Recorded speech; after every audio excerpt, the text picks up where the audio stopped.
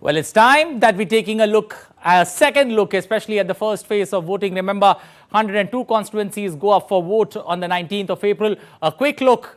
In our first half, we've taken a look at the west, the central part of India, the south of India. It's the turn of the north and the east to come under the radar. A quick look at the 102 seats that go to polls on the 19th of April.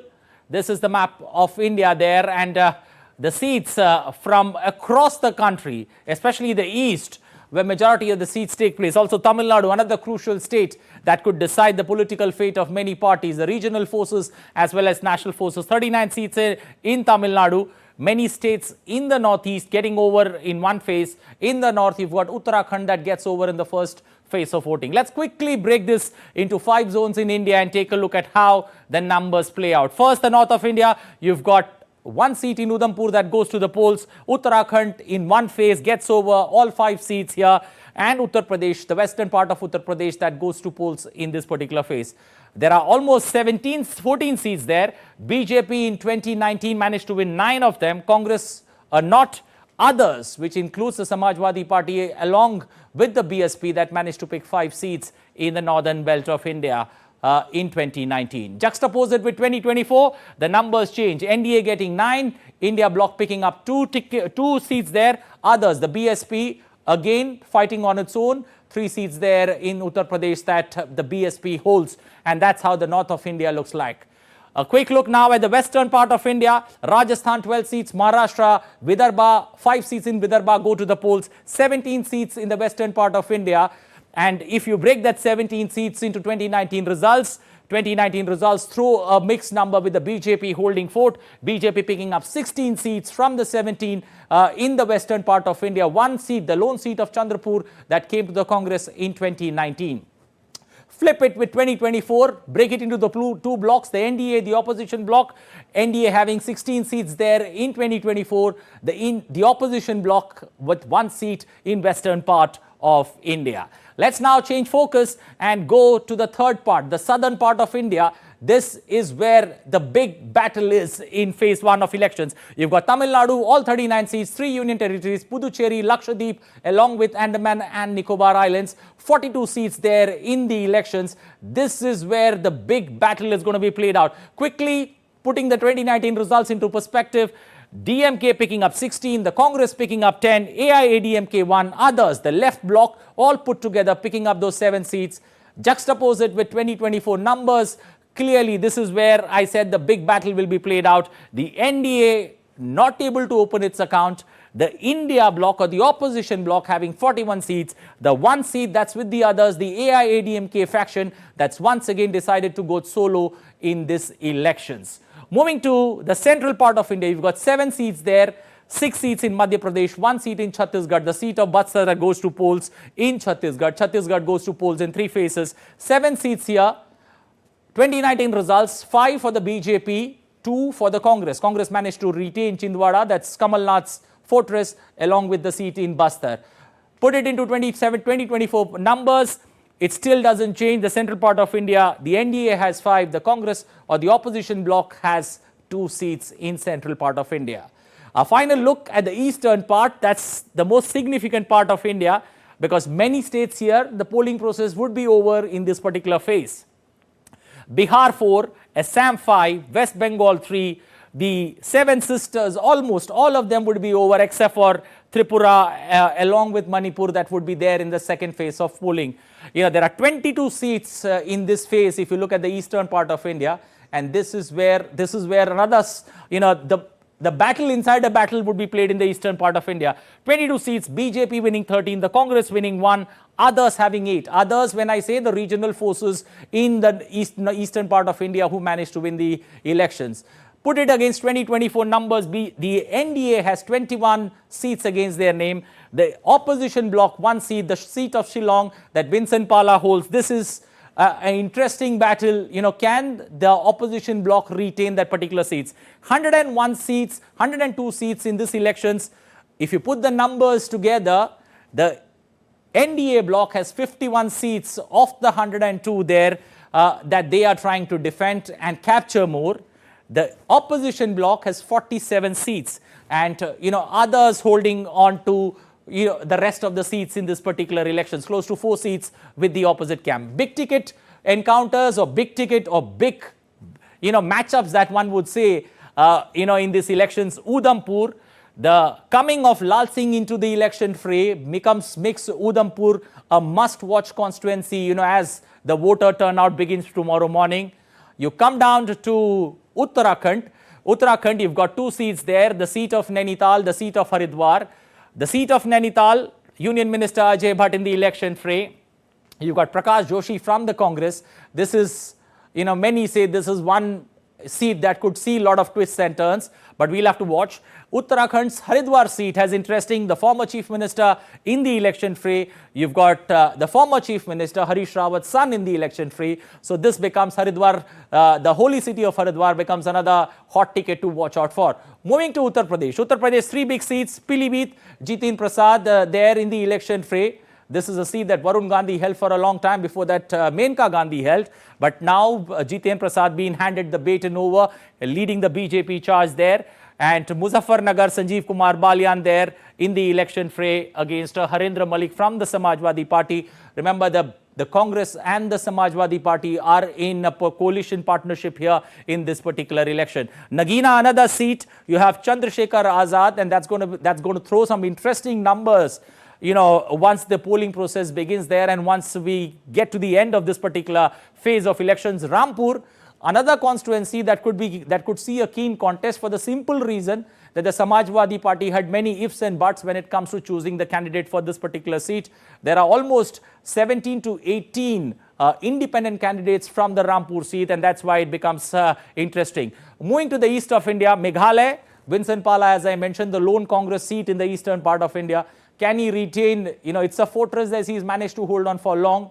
2014, 2019, he's retained it. Can he do it in 2024? Moving to Assam, 2 seats, Dibrugarh along with Jorhat. Dibrugarh, you've got Union Minister Sarbanan Sonwal in the election fray, taking on Lurin Jyoti from the AJP, and AAP here giving them tight contest. A final seat for the evening is Jorhat. It's the battle of Gogois, and this could throw some interesting numbers because the people there, Gogoi is the sitting MP, and he faces stiff competition from another Gogoi in the election fray. So that's how this particular number game is. But this particular elections will have many more interesting numbers. Bihar, a final look at Bihar.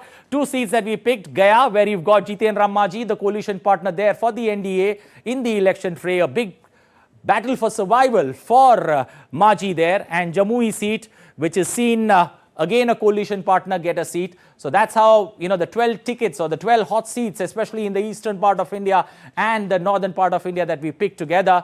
It's going to be an interesting battle in this particular elections, especially when one takes a look at this particular phase, because this is the phase where the largest number of seats are there in this election. A quick look at our reporters who are going to join us in this live battle. We get them on board, all the reporters joining us from across India, doing the live coverage for us.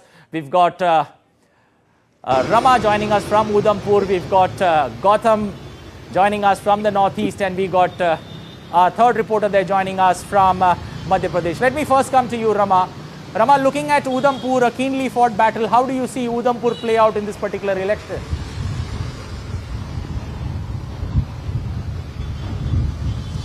Udhampur is all geared up for the day, whether it is election commission or voters. Voters are very excited, and election commission has done all the adequate and proper arrangements, and voters are excited because after 370 this is the first biggest election, and not only for that fact, but this election is first time it is free from terrorism, free from separatism, free from threat calls. So many threat calls, and people are now ready to vote by their free minds.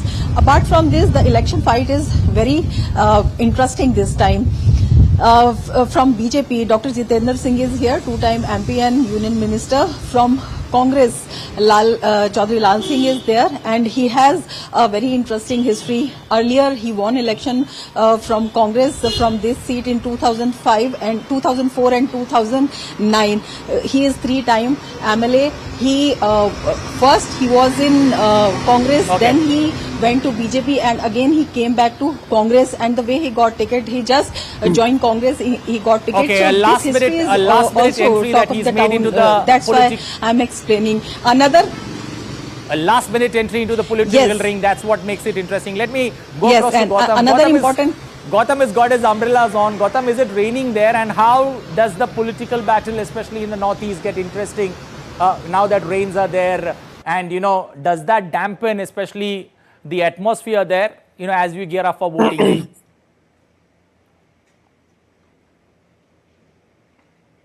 Well, let's hope not, because people in the Northeast, as far as I know, Anil, are pretty hardy, and they're used to these kind of conditions. They're not daunted by just rains. It has to be like really stormy or something to keep people away from exercising their franchise.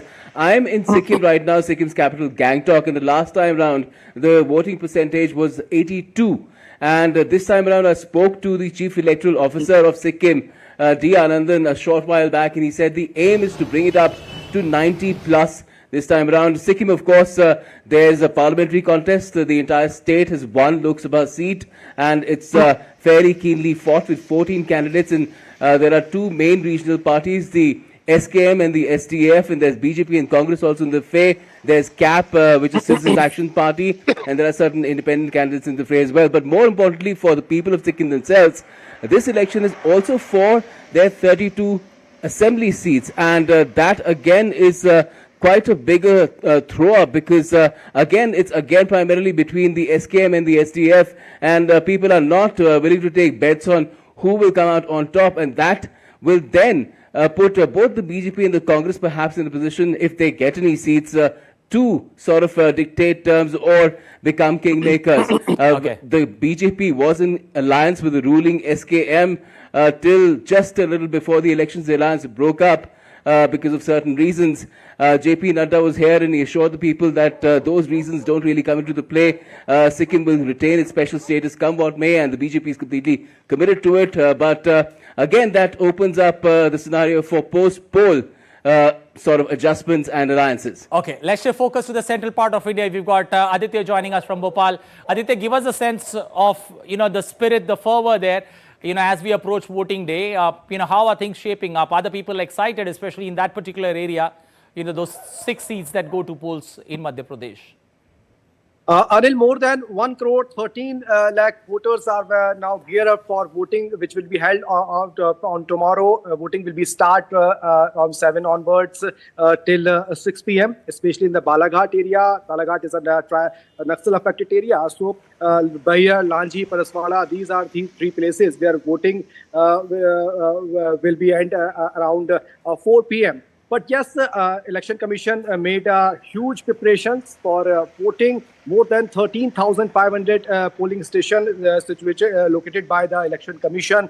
And around 81 candidates are in this battle. But the 2 important seats, one is Chhindwara and second is Mandla, where close eyes all the people of not only Madhya Pradesh but all over the India. In Chhindwara, as we know that the stronghold seat of Congress, Kamal Nath's sons, Nakul Nath, are in a battle, but against Banti Sahu, BJP candidates are in this battle in Chhindwara. BJP and Congress both are putting an effort in Chhindwara. But if we talk about the Mandla, Union Minister Phaggan Singh Kulaste are in the battle. He's a 8-time member of Parliament from Mandla. Against in Congress, the Onkar Singh Markam. Onkar Singh Markam is a former minister of Madhya Pradesh. He was a minister in Kamal Nath government. So we can say people, voter of Madhya Pradesh are very excited. Okay, the voters of Madhya Pradesh, the voters in the northeast and the voters in Udhampur all excited as we gear up for elections, voting day, phase 1 of voting. Thank all 3 of my correspondents there.